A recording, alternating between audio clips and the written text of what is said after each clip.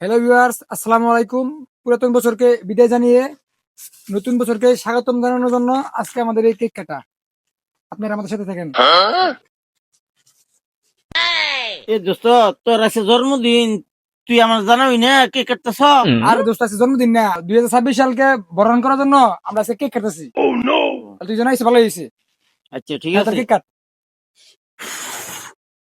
Happy birthday to you. হাট, কে রে বার্থডে? আজকাল 31 নাই, তাই দি দা।